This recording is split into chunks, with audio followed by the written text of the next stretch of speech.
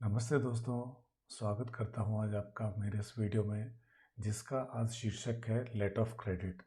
इस वीडियो के माध्यम से हम लेटर ऑफ क्रेडिट की मैकेनिज़्म को बहुत ही सिंपल और सरल उदाहरण के रूप में हम समझने वाले हैं। तो इस वीडियो के देखने के बाद मैं आपको गारंटी देता हूं कि आप ये वीडियो ध्यान से देखने के बाद आपको लेटर ऑफ क्रेडिट का मैकेनिज़्म अच्छी तरह से समझ में आ जाएगा।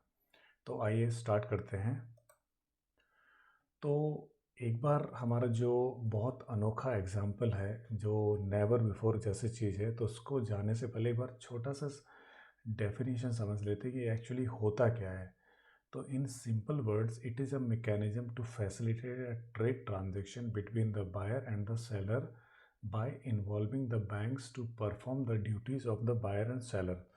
ओके, तो यहाँ पे अगर देखा जाए तो सरल शब्दों में सिंपल ये एक मैकेनिज्म है जिसमें एक ट्रेड ट्रांजैक्शन को फैसिलिटेट किया जाता है। ट्रेड ट्रांजैक्शन का मतलब होता है जिसमें आप गुड्स और सर्विसेज को बाय या सेल करते हो, उसको इसको फैसिलिटेट किया जाता है। और किसको? By involving the banks to perform the duties of the buyer और सेलर। सो बेसिकली जो बायर और सेलर की ड्यूटी ये होती है, बायर की ड्यूटी ये होती है कि अगर गुड्स को गुड्स मिल रहा है तो उसको पेमेंट करना है, और सेलर की ड्यूटी ये होती है कि उसको ऑर्डर के हिसाब से गुड्स डिलीवर करनी है, क्वालिटी इंश्योर करनी है। तो जब लेटर ऑफ क्रेडिट मैकेनिज्म आ जाता है तो ये जो बायर और सेलर्स की जो ड्यूटीज़ होती हैं वो बैंक के थ्रू इंश्योर होती है। ओके, अल्टीमेट पार्टी बायर और सेलर ही होती है, लेकिन यहाँ पे बैंक्स इस लेटर ऑफ क्रेडिट की मैकेनिज्म के थ्रू और उस जो कॉन्ट्रैक्ट है या जो पेमेंट मैकेनिज्म को सक्सेस या सफल बनाते हैं। दूसरे शब्दों में हम ये बोल सकते हैं कि it is a letter in a standard format. तो जैसा कि आपको पता है कि ये बैंक के द्वारा इश्यू किया जाता है लेटर ऑफ क्रेडिट, जिसको हम इशूइंग बैंक बोलते हैं। ओके, इशूइंग बैंक का मतलब होता है जो लेटर ऑफ क्रेडिट इश्यू करता है। तो फ्रेंड्स, यहाँ पे ध्यान रखिए कि लेटर ऑफ क्रेडिट को केवल बैंक ही इश्यू कर सकते हैं ऑन बिहाफ ऑफ एप्लीकेंट। तो एप्लीकेंट का मतलब होता है बायर, क्योंकि बायर को ही जनरली लेटर ऑफ क्रेडिट देना पड़ता है। बट ये लेटर ऑफ क्रेडिट करता है guaranteeing the payment of the LC. It means जो एलसी इशू हो रहा है उसके पेमेंट की गारंटी देता है लेटर ऑफ क्रेडिट।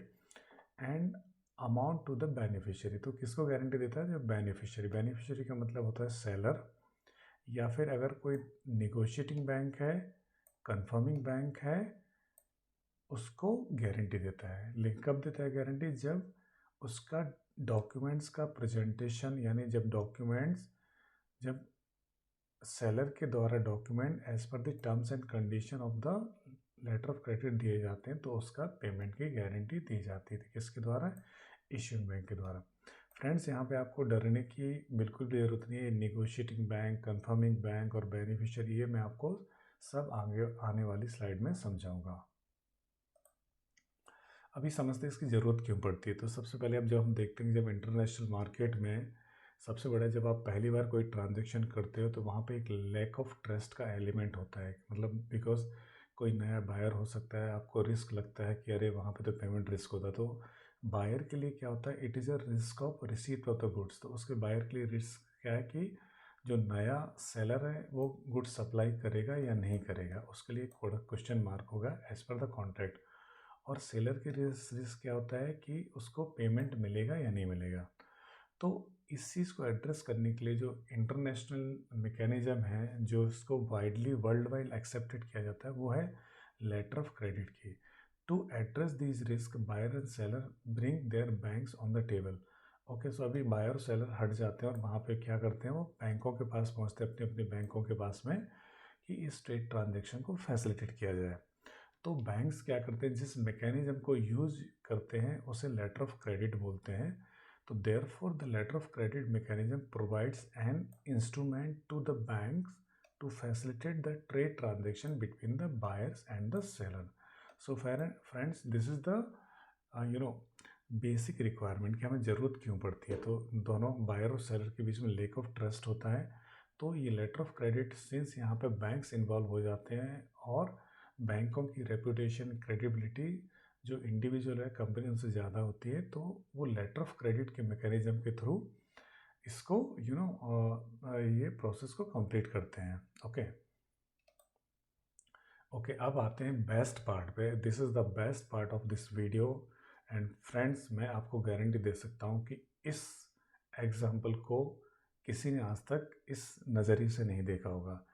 तो हमें हिंदू माइथोलॉजी में पता है कि एक समुद्र मंथन हुआ था असुर और देवताओं के बीच में। तो वहाँ पे डील ये थी कि असुरों को चाहिए था स्वर्ग, बिकॉज हमेशा वो स्वर्ग के पीछे पड़े रहते थे, और देवताओं को उनको स्वर्ग वापस चाहिए थे, क्योंकि जब एक बार जो असुरराज बलि था तो उसने स्वर्ग पर आक्रमण कर लिया था। तो वहाँ पे एक मीडिएटर लाए गए, विष्णु जी, शंकर भगवान। तो उन्होंने बोला कि एक ठीक है, समुद्र समुद्र मंथन करते हैं, समुद्र मंथन में अमृत निकलेगा, बहुत सारे रत्न निकलेंगे, तो उनको आपस में बांट लेना। तो ये बिजनेस डील थी कि इन दोनों के बीच में, जो देवता थे और असुर थे, उन लोगों के बीच में बिजनेस डील थी। तो इस बिजनेस डील को, क्योंकि हमें इसके कैरेक्टर पता है, हमें असुर पता है, देवता पता है, शिव शंकर भगवान पता है, नारद जी पता है, तो हम इस बिजनेस डील को लेटर ऑफ क्रेडिट की मैकेनिज्म हम फिट करते हैं और देखते हैं कि हमारा लेटर ऑफ क्रेडिट अगर इस बिजनेस डील के लिए होता तो कैसा होता। तो अभी हम देखते हैं इस लेटर ऑफ क्रेडिट में जो पार्टीज हैं, समुद्र मंथन की पार्टीज कौन कौन सी थी। एक हैं देवराज इंद्र, जो देवताओं के राजा थे, और है असुर राजा बलि। ये दो पार्टी थी। इन दोनों के बीच में एक कॉन्ट्रैक्ट हुआ।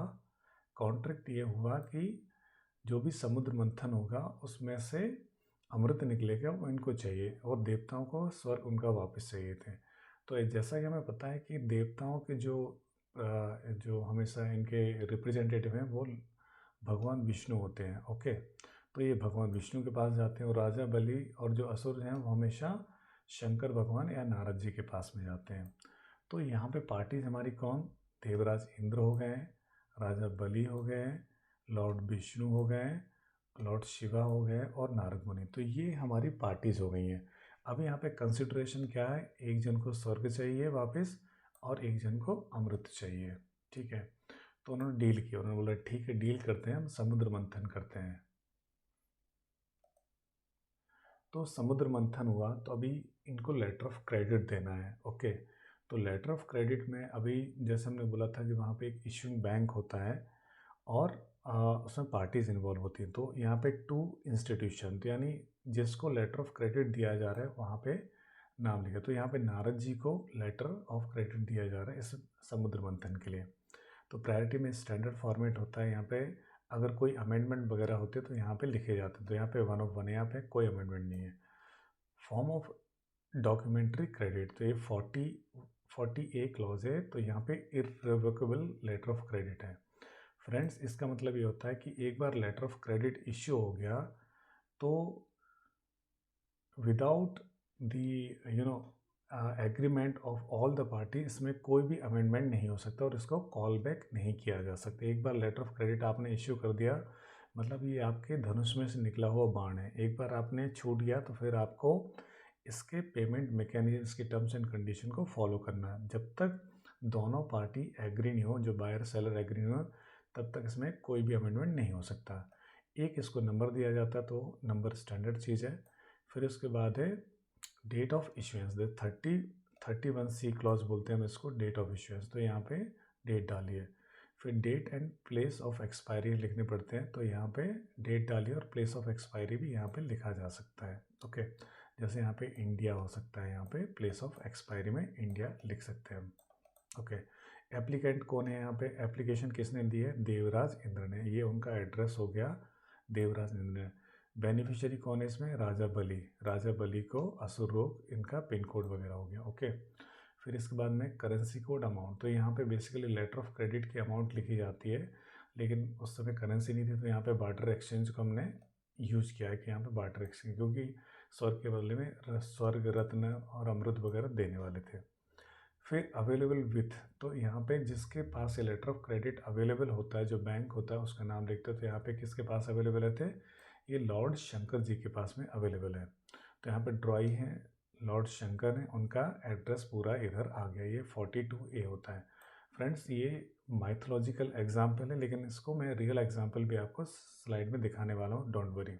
ओके, फिर यहाँ पे बोलते हैं पार्शियल शिपमेंट। तो जब आप कॉन्ट्रैक्ट एंटर करते हो तो वहाँ पे आप लेटर ऑफ क्रेडिट में बोलते हो कि आपको शिपमेंट एक साथ पूरा चाहिए, आप पार्ट पार्ट में चाहिए। ओके, तो यहाँ पे शिपमेंट अलाउड, नॉट अलाउड बोला है यहाँ पे, तो आपको एक बार में ही आपको टर्म्स एंड कंडीशन कंप्लाइट करनी है।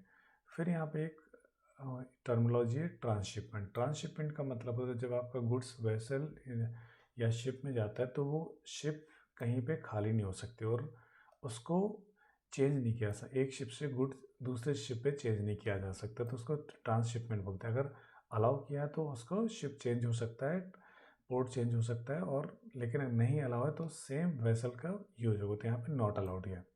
लेटेस्ट डेट ऑफ शिपमेंट का मतलब है आपको मैक्सिमम टाइम ये अलाउड है, आप शिपमेंट जो परचेज ऑर्डर है जिसके लिए एलसी इशू किया तो आपको विद इन दिस पीरियड आपको शिपमेंट करना है। तो यहाँ पे उसके बाद में 45A क्लॉज होता है इसका। फ्रेंड्स यहाँ पे ये सारे क्लॉज नंबर होते हैं, ये इंटरनेशनल जो यूसीपी सेक्शन रेट के थ्रू गवर्न होते हैं और world wide same clause use किए जाते हैं सारे। तो यहाँ पे 45A description of goods and services है। तो यहाँ पे डिस्क्रिप्शन ऑफ गुड्स सर्विसेज में स्वर्ग having divine look as on average basis. तो यहाँ पे देवराज ने लेटर ऑफ क्रेडिट दिया है, वो एप्लीकेंट है तो उनको स्वर्ग चाहिए। ओके, तो ये उन्होंने एक तरह से डिस्क्रिप्शन डाला है कि उनको ये स्वर्ग चाहिए। एंड रत्नाज, जो रत्न निकलेंगे समुद्र मंथन से, तो वो भी चाहिए। और इसकी टर्म्स ऑफ डिलीवरी, फ्रेंड्स यहाँ पे इनको टर्म्स यूज़ करते हैं हम, लेकिन अभी इसमें अंदर बहुत जाने की जरूरत नहीं। तो एक्स वर्क्स का मतलब होता है कि जो सेलर है उसके वेयर हाउस से आपको गुड्स उठानी है। तो यहाँ पे समुद्र मंथन हो रहा है तो मंथन में वहीं से आपको सारी चीज़ें मिलेंगी, उनका कोई शिपमेंट वगैरह नहीं होगा, तो ये बायर को अरेंजमेंट करनी पड़ेगी। ओके, अब बात आती है कि जब आप डॉक्यूमेंट्स, जब सेलर ने गुड्स डिस्पैच कर दी तो पेमेंट उनका करने के लिए जब डॉक्यूमेंट्स भेजेगा तो क्या क्या चाहिए। ओके, लेकिन हमारे माइथोलॉजिकल एग्जाम्पल तो हमें इसमें क्या चाहिए, हमें वासुकी नाग होना चाहिए क्योंकि वो उसको जो आपको समुद्र मंथन करना है तो वासुकी नाग चाहिए। मंदरांचल पर्वत चाहिए, एक टर्टल चाहिए जो बेस को सपोर्ट करे, लॉर्ड ब्रह्मा जी जो ऊपर बैठ के निगरानी करेंगे कि सब कुछ ठीक चल रहा है या नहीं चल रहा है। देवतास लेड बाय इंद्र, तो एक तरफ देवताओं की सेना हो गई, दूसरी तरफ असुरराज बाली की सेना, जो असुर राज है उनके बाली की सेना हो गई। ओके, तो इतना सब कुछ उसका मैकेनिज्म है। अभी जो हमारा समुद्र मंथन होने वाला, तो लेटर ऑफ क्रेडिट की मैकेनिज्म से हम आगे बढ़ रहे हैं। अब देखिए, इसके बाद होते हैं एडिशनल कंडीशन। अब आपने डॉक्यूमेंट डिफाइन कर दिया, आपने अमाउंट डाल दी, आपने डिस्क्रिप्शन ऑफ गुड दे दिया। अब इसके बाद एडिशनल कंडीशन होगी। ये कंडीशन डॉक्यूमेंट्स और एलसी के रिगार्डिंग कि आपको क्या क्या चाहिए। तो यहाँ पे लिखा है Vasuki Nag to agree become the base to the spinning rod so as to Samudra Manthan can be done. तो मतलब वासुकी नाग को यहाँ पे उनकी सहमति देना है कि उनको ये स्पिनिंग रॉड बनना है उसके लिए, मतलब जो जिससे समुद्र मंथन किया जाए। उसके बाद मंदलांचल पर्वत को उसका रॉड बनना है, स्पिनिंग रॉड बनना है। ओके, ये एक्चुअली यहाँ पे रोप है, स्पिनिंग रॉड की जगह तो ये रोप है, लेकिन यहाँ पे जो मदरांचल पर्वत है वो स्पिनिंग रॉड बनेंगे। ओके, फिर उसके बाद Lord Vishnu to become turtle and support. तो लॉर्ड विष्णु से रिक्वेस्ट की गई कि उनको कछुआ रूप के रूप में नीचे बैठ के उसका बेस रेडी करना है। लॉर्ड ब्रह्मा जी को बोला गया है कि कम ऑन टाइम, टाइम पे आइए प्लीज़, एंड जो स्पिनिंग रॉड है आप उसके ऊपर बैठ के सपोर्ट कीजिए और उसके बाद में निगरानी भी कीजिए। ठीक है। Devraj Indra to ensure that all देवताज are present at all time. तो यहाँ पे देवराज जी को, इंद्र जी को बोला गया कि सारे देवता समय पर आएँ और जब तक ये काम खत्म नहीं कोई जाए नहीं। इसी तरह राजा बलि को बोला गया कि सब लोग टाइम से आएँ with their leader Rahu and Ketu. Okay, at all the time, और जब तक सबको प्रेजेंट रहता है जब तक मंथन ओवर नहीं हो जाए। फिर उसके बाद नेक्स्ट कंडीशन है कि रत्नाज एक्सट्रैक्टेड, मतलब जो रत्न निकलेंगे through Samudra Manthan to be distributed equally among देवताज और बिटवीन देवताज एंड असुर। तो देवता और असुर के बीच में जो रत्न सारे बांट दिए जाएंगे। फिर उसके बाद रत्नास can also be gifted to third parties if both देवताज हैं, तो उन्होंने ये भी एग्री किया कि हम तीसरे आदमी को भी दे सकते हैं। ओके, फिर all parties are requested to take proper rest and proper sleep before coming to Samudra Manthan as it can continue for month. तो अभी यहाँ पे एक कंडीशन ये भी बोली कि भाई सब लोग रेस्ट वेस्ट करके आना क्योंकि समुद्र मंथन बहुत लंबा चल सकता है। लास्ट में date of Samudra Manthan to be considered as 01/3/31 and the venue is the Pacific Ocean. Okay, तो सब कुछ बता दिया गया। अब आपको पूरा क्लैरिटी दी गई कि आपको इस एलसी मैकेनिज्म में हो रहा है तो आपको करना क्या क्या है। समुद्र मंथन, अभी इसके बाद में जो बैलेंस क्लॉज होते हैं एलसी के, जो हम माइथोलॉजिकल एग्जाम्पल के थ्रू समझ रहे हैं, तो all charges regarding arrangement of देवतास will be bound by the Devraj Indra. तो देवता अगर कोई फीस वगैरह ले रहा है उनको आने के लिए, तो वो देवराज इंद्र बाउंड करेंगे। और charging regarding the arrangement of असुर, असुर की कोई अरेंजमेंट होगी तो उसको राजा बलि उससे चार्ज बेयर करेंगे। फिर पीरियड और प्रेजेंटेशन, मतलब आपको नॉर्मली एलसी जब डॉक्यूमेंट प्रेजेंट होते थे यहाँ पे स्टैंडर्ड 21 डेज होता है, लेकिन यहाँ पे समुद्र मंथन में हमने 0, मतलब ऑन द सेम डे ये डील होनी चाहिए। फिर कन्फर्मेशन इंस्ट्रक्शन, तो इसका मतलब होता है कि इसमें कोई थर्ड बैंक इसको कंफर्म कर रहा है कि एलसी का पेमेंट को, तो यहाँ पे विथ मतलब ये कंफर्म्ड एलसी है, तो इसको कौन कंफर्म कर रहा है? लॉर्ड शिवा, मतलब जो जिनके पास अवेलेबल है वो इसको कंफर्म भी कर रहे हैं। ओके, हम इसकी टर्मिनोलॉजी समझेंगे आगे एक स्लाइड में, जहाँ पे हमने मेन एलसी की जो टर्मिनोलॉजी है वहाँ पे issuing bank, advising bank, confirming bank, वो हम डिस्कस करें। यहाँ पर हम आते हैं 78 instruction to the paying accepting bank और निगोशिएटिंग बैंक। तो लास्ट में हम ये यहाँ पे इंस्ट्रक्शन देखेंगे। इसमें इंस्ट्रक्शन दिया, on gathering of all concern parties as the venue to do Samudra Manthan, please send us the information through Narad ji. तो वहाँ पे इनको रिक्वेस्ट बोला है कि अगर सब लोग पार्टी वहाँ पे इकट्ठी हो रही तो एक बार हमें नारद जी को बोल के हमें इंटीमेशन जरूर दिला दीजिए, जिसको हमने इशू किया है। ओके, फिर if any one is absent on the day of Samudra मंथन ही हैज़ टू पे द पेनल्टी। तो वहाँ पे बोला कि समुद्र मंथन में अगर कोई भी एबसेंट रहा तो उसको पेनल्टी देनी पड़ेगी। Okay, any communication regarding this LC please send it to the Lord Vishnu लोग pin number so and so. तो अभी इसके बारे में जो भी कोई कम्युनिकेशन है तो विष्णु जी का एड्रेस दिया, क्योंकि उन्होंने वो इश्यूइंग बैंक थे इस एलसी के। Okay, issuing bank. ओके, तो फ्रेंड्स यहाँ पे जो समुद्र मंथन की जो बिजनेस डील है उसका एलसी का एग्जाम्पल ख़त्म हो गया। Okay, so that was you know simple और बेस्ट एग्जाम्पल। अभी हम समझते हैं प्रैक्टिकली जब एलसी होता है तो उसकी रिक्वायरमेंट क्या होती है। ओके, तो सबसे पहले there should be a trade transaction. Trade transaction का मतलब है कि वहाँ पे जो कोई गुड्स का बाय और सेल होना चाहिए, या डोमेस्टिक भी हो सकता है और इंटरनेशनल भी हो सकता है। उसके बाद एप्लीकेंट और buyer needs to have a credit limit from the bank. तो अगर एप्लीकेंट या बायर जिसको एलसी इशू करवाना है सेलर के फेवर में, तो उसके पास में क्रेडिट लिमिट होनी चाहिए। अगर क्रेडिट लिमिट नहीं होती तो कैश मार्जिन देना पड़ता है। ओके, कैश मार्जिन दे सकता है, उसके अगेंस्ट एलसी इशू किया जा सकता है। ओके, तो आप बैंक के पास जाइए, आप उनको बोलिए हम कैश मार्जिन हम एफडी रख रहे हैं, उसके अगेंस्ट हमें एलसी चाहिए, तो बैंक आपको एलसी प्रोवाइड कर सकते हैं। The limit is sanction after assessment of LC requirement. अगर आपके पास में बैंक अगर आपको एलसी लिमिट देता है तो वो एलसी असेसमेंट के बाद में होते हैं। Cash margin is required to be provided as per the terms of the sanction. तो अगर कैश मार्जिन अगर चाहिए तो वो होगा। इसके बाद एप्लीकेंट इज रिक्वायर्ड टू पे एलसी कमीशन। तो बिकॉज यहाँ पे आपको डिसबर्समेंट या कैश नहीं दिया जा रहा है, लेकिन ये एलसी किसके द्वारा इशू किया जाता है? बैंक के द्वारा। तो बैंक आपसे क्या चार्ज करता है? कमीशन, आपसे कमीशन चार्ज करता है। तो जब आप एलसी इशू कराएंगे तो आपको एलसी की कमीशन देनी पड़ेगी। Okay, key important features of LC. LC is a irrevocable guarantee. इसका मतलब ये होता है कि एक बार एलसी इशू हो गया then it can not be called back unless all parties are agreed. मतलब जब तक सब पार्टियों की सहमति नहीं होगी तब तक ये इसको कैंसिल नहीं किया जा सकता है, इसमें अमेंडमेंट नहीं किया जा सकता है। इसमें लिखा amendments are only possible when all parties are agreeable, मतलब जब सारी पार्टियों का सहमति है। It is govern by UCP 600। ये जो इंटरनेशनल चैम्बर ऑफ कॉमर्स है, इसको एलसी मैकेनिज्म को गवर्न करने के लिए उसने UCP, जिनको हम यूनिफॉर्म कस्टमरी प्रैक्टिस बोलते हैं, उसको इन्होंने इशू किया। तो एलसी का मैकेनिज्म पूरा UCP 600 के थ्रू गवर्न किया जा सकता है। Banks deal only in the documents, means if the documents are complied as per the LC, payment has to be made। अब फ्रेंड्स यहाँ पे एक बात समझने वाली ये है कि आपने देखा होगा कि यहाँ पे बायर और सेलर वो बैंक्स को इन्वॉल्व करते हैं। बायर अपने बैंक के पास जाता है एलसी इशू करने के लिए, और सेलर उसके बैंक को डॉक्यूमेंट प्रेजेंट करता है। ओके, ताकि वो जो इशूइंग बैंक है या वहाँ तक या जो एप्लीकेंट तक डॉक्यूमेंट पहुँच सके। ओके, तो जो बैंक्स हैं वो एक्चुअली गुड्स और सर्विस में डील नहीं कर रहे, बट वो डॉक्यूमेंट्स में डील कर रहे हैं।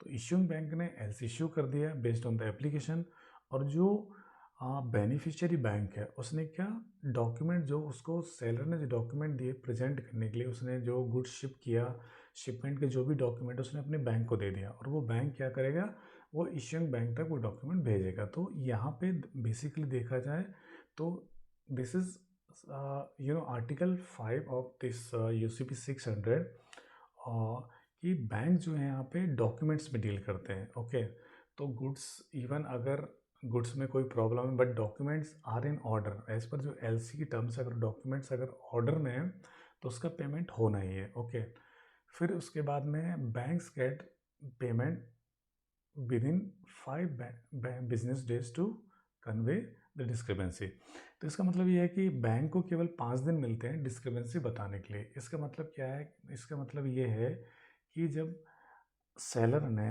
या जो एक्सपोर्टर उसने जब डॉक्यूमेंट दे दिए अपने बैंक को, और उस बैंक ने आपके इश्यूइंग बैंक तक डॉक्यूमेंट प्रेजेंट कर दिए, तो इश्यूइंग बैंक बायर को इंटीमेट करता है, और वो डॉक्यूमेंट्स को जो एलसी की टर्म से इसको कंपेयर करता है कि इनवॉइस जैसा है वैसा ही है, बिल ऑफ लेडिंग जैसा है, इंश्योरेंस जैसा है, जो सर्टिफिकेट ऑफ ओरिजिन, जो सारे डॉक्यूमेंट जैसे एलसी के टर्म के हिसाब से होने चाहिए वैसे हैं या नहीं। अगर कोई डिस्क्रिपेंसी, मतलब जो डॉक्यूमेंट्स में अगर कोई प्रॉब्लम है तो उसको विद इन 5 बिजनेस डेज में कन्वे करना होता है। अगर डिस्क्रिपेंसी कन्वे नहीं किया तो ये डीम्ड एक्सेप्टेड माना जाता है, एंड जो इश्यूइंग बैंक है उसको इसका पेमेंट करना पड़ेगा, उसमें कोई दो राय नहीं है। तो इसलिए आप देखेंगे ये मैकेनिज्म इतनी स्ट्रिंजेंट मैकेनिज्म है, बिकॉज वर्ल्ड वाइड बिजनेस पूरा इस मैकेनिज्म पे होता है। तो letter of credit it's a instrument of trust, because यहाँ पे बैंक इन्वॉल्व हो जाते हैं। एक बार एलसी शो हो गया तो बायर और सेलर की ड्यूटीज नाम के लिए होती है, लेकिन जो बैंक्स है ना, बैंक का इन्वॉल्वमेंट पूरी तरह होता है। अब इसको प्रोसेस समझते हैं। ओके, तो यहाँ पे ये इम्पोर्टर है या बायर है सिंपली। ओके, और यहाँ पे एक्सपोर्टर है या सेलर है। तो उसमें नंबर 1 क्या है, इन दोनों के बीच में सेल कॉन्ट्रैक्ट हुआ। उसके बाद में अभी क्या करना है, जो बायर है, इम्पोर्टर है, ये अपने बैंक के पास गया एलसी एप्लीकेशन लेके। ओके, यहाँ पे बैंक के पास गया, इसने बोला कि मुझे एलसी चाहिए, तो इश्यूइंग बैंक ने एलसी इशू कर दी। इश्यूइंग बैंक ने इसने एलसी इशू की। ओके, उसके बाद में इसने एलसी इशूइंग, इसने किसको भेजी, एलसी इशू करके एडवाइजिंग बैंक, मतलब एडवाइजिंग बैंक ये एक्सपोर्टर है, या जो सेलर का बैंक उसको भेज दिया। अब जो एडवाइजिंग बैंक है ये एलसी किसको एडवाइज कर देगा, सेलर को या एक्सपोर्टर को एलसी एडवाइस कर देगा। जब इसको एलसी एडवाइस हो जाएगी, मतलब जब इसको एलसी मिल गया, तो अभी ये क्या करेगा, गुड्स को डिस्पैच करेगा, अपने सारे डॉक्यूमेंट्स बनाएगा। तो यहाँ पे 5 नंबर पे देख रहे हैं आप, इसने गुड्स को डिस्पैच कर दिया, और इधर इसने जो डॉक्यूमेंट्स इसने अपने बैंक को दे दिए। इधर 6 नंबर पे इसने डॉक्यूमेंट बैंक को दे दिए। अब ये जो एडवाइजिंग बैंक है ये डॉक्यूमेंट प्रेजेंट कर देगा इश्यूइंग बैंक को। ओके, इश्यूइंग बैंक के पास डॉक्यूमेंट आए, ये एप्लीकेंट को बोलेगा कि मेरे पास में डॉक्यूमेंट आए, ये एलसी की टर्म से कंपैरिजन करेगा। अगर डिस्क्रिपेंसी, कोई डिस्क्रिपेंसी है तो 5 बिजनेस जो बैंकिंग डे उसमें इंटीमेट करेगा। अदरवाइज वो डॉक्यूमेंट एक तरह से अगर यूजांस है तो उसको एक्सेप्टेंस देना है, और साइट है तो उसको पेमेंट करना है। ठीक है, ये यूजांस क्या होता है, साइट होता है, हम इसको भी समझेंगे।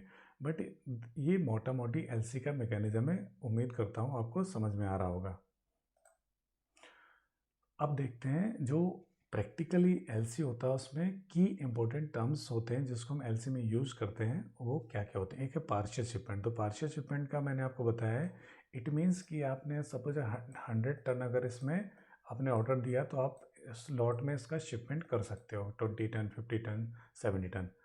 ट्रांसशिपमेंट का मतलब होता है कि आपकी जो वेसल है या शिप है उस पर एक बार गुड्स अगर आपने उस पर लोड कर दिया तो वो जब तक डेस्टिनेशन पोर्ट पे नहीं पहुंचेगा उसको शिप या वेसल को चेंज नहीं किया जा सकता। ओके, बट अगर ट्रांसशिपमेंट अलाउड है तो ये इसको अलाउड है, मतलब यहाँ पे ये वेसल शिप चेंज हो सकती है, उसको लोड करके दूसरी वेसल पे रखा जा सकता है।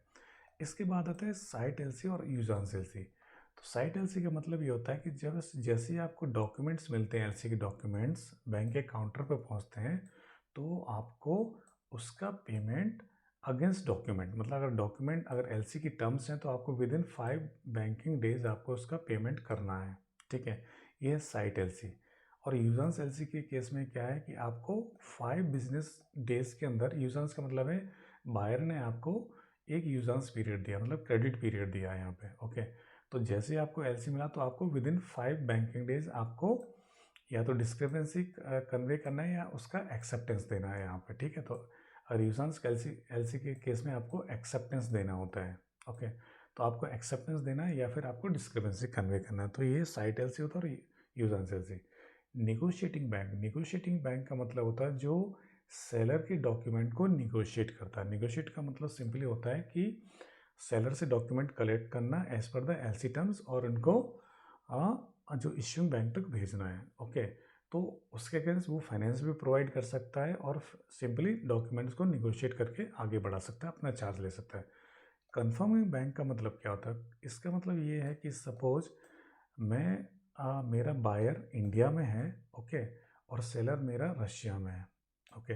अभी इसने एलसी इशू किया रशिया के बैंक को, लेकिन रशिया का बैंक बोलता है कि मुझे इंडिया के बैंक की एलसी नहीं चाहिए, मुझे लोकली बैंक कोई कंफर्म चाहिए, बिकॉज मैं इंडिया के बैंक की क्रेडिबिलिटी पे मुझे भरोसा नहीं है।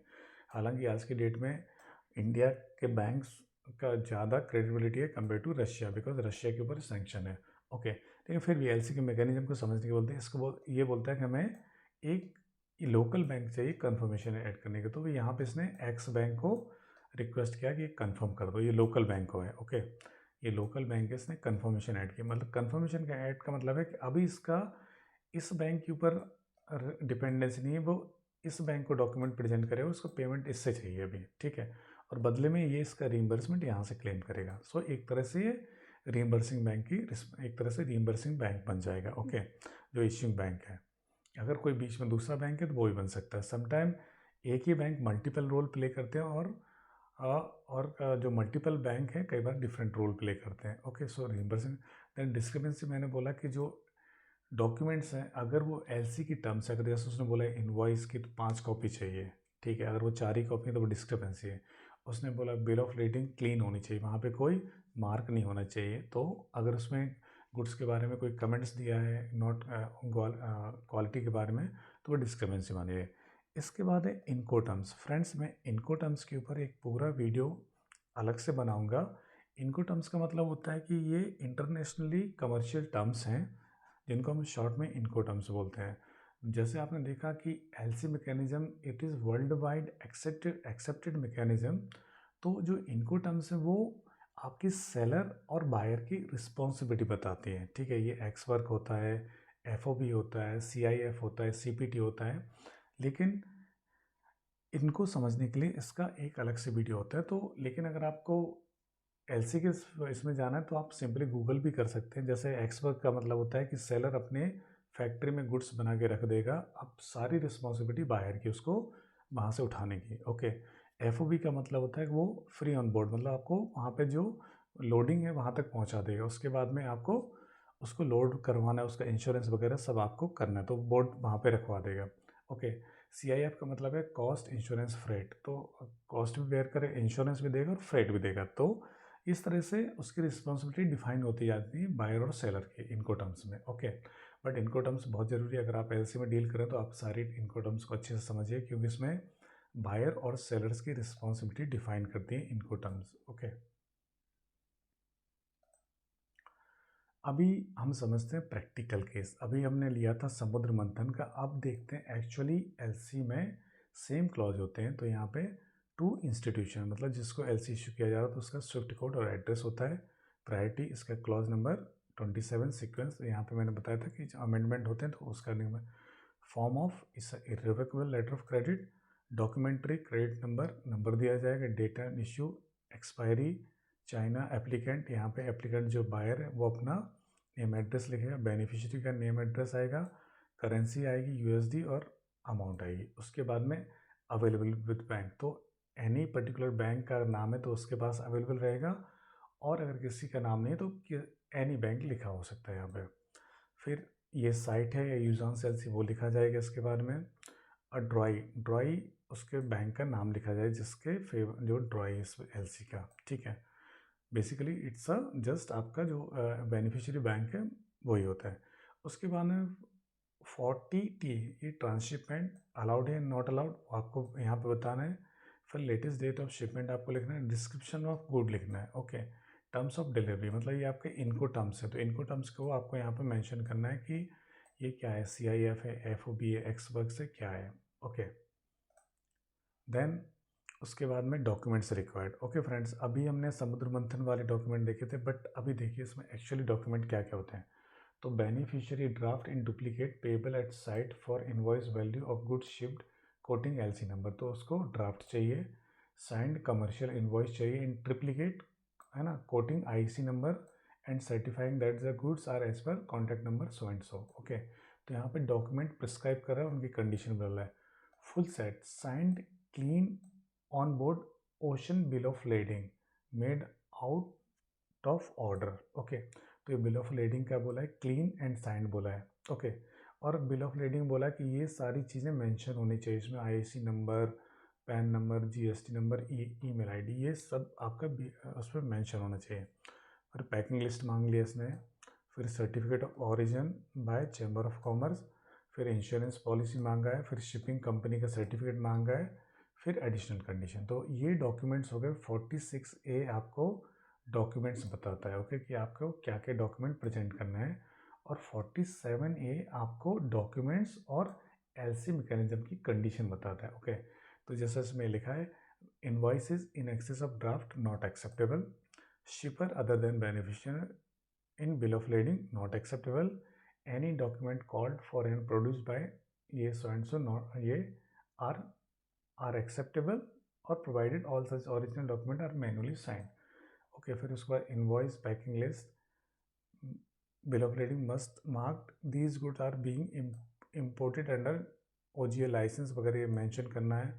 Document must be drawn in English, bill of action. ये तो फ्रेंड्स ये सारी कंडीशन आपको एक एक करके आप देख सकते हैं, आप पढ़ सकते हैं इनको। तो आप जो भी स्पेशली कंडीशन आप LC के बारे में डाल रहे हो यहाँ पे लिख सकते हो। ओके, डॉक्यूमेंट्स आपको कैसे चाहिए, आपका शिपमेंट किस डेट के अंदर हो जाना चाहिए, वो सब आप मेंशन कर सकते हैं यहाँ पे। ओके,